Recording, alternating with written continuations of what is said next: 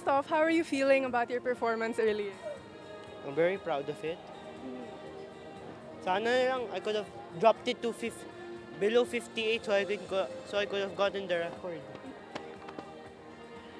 So it seems like you kind of put a lot of pressure on yourself. So how do you hype yourself up, or like what do you do to kind of build your confidence when you're stepping on the diving board already and you're about to go in the pool to compete for a record or a medal? Um, I visualize what I'll do with my swim, and I hope that whenever I visualize, I can do it in the actual swim. When I visualize during the one free, something went wrong. Yung tumble turn ko, something went wrong there. So how does it feel to be representing Xavier and NCR here in Palarong? Like, what was your reaction when you first found out that you were gonna go here to Ilocos? Yeah, I found out I was going to Ilocos. I'm not surprised because my times are pretty low and it can meet the qualifying times for the Palarong Pambansa. What are the thoughts that usually go through your head when you're swimming in the competition? Like when you're about to get in the pool already? When I'm about to dive in the pool, I just say, I can win this one. I can win the age group. I can win the heat. I think as early as now, you're shaping up to be a really, really good swimmer. You're a prodigy. So what's your training like? Is your coach hard on you? Sometimes. Sometimes. Sometimes he makes me do questionable workouts. Like what? Like what? Like, I won't tell because coach is gonna screw me again. Coach, I listen. And he forces me to go twice a day. At least it's 2 days, not all 7 days a week. I'm happy about that. But I'm not happy about the twice a day. I'm too tired. How are you balancing it with your studies?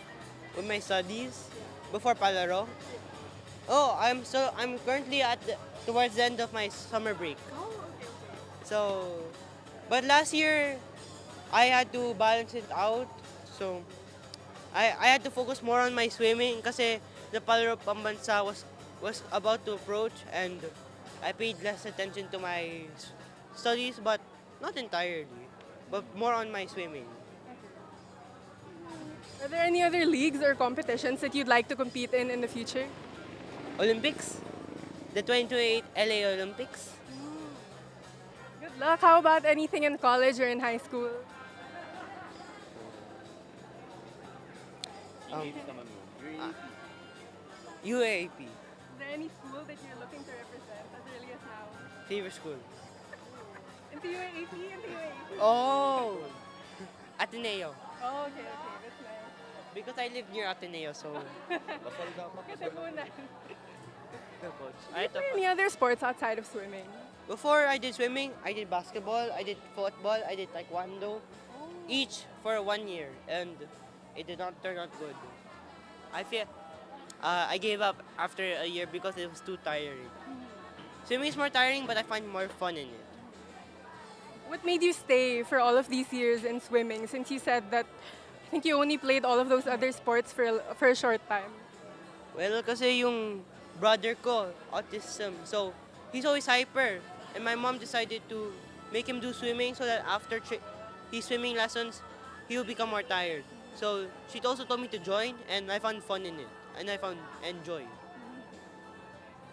So lastly, what are you doing to celebrate all of your wins so far? Or when you get back to Manila?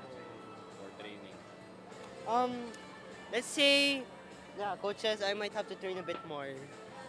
Pero it'll be less kasi it's school starting, and I probably eat a feast. Go after this. Maybe too much piatos. What kind of food are you looking to eat? Like even with your coach here, you can be unfiltered. More piatos. Yeah. That's the only thing that my coach disapproves. Chips.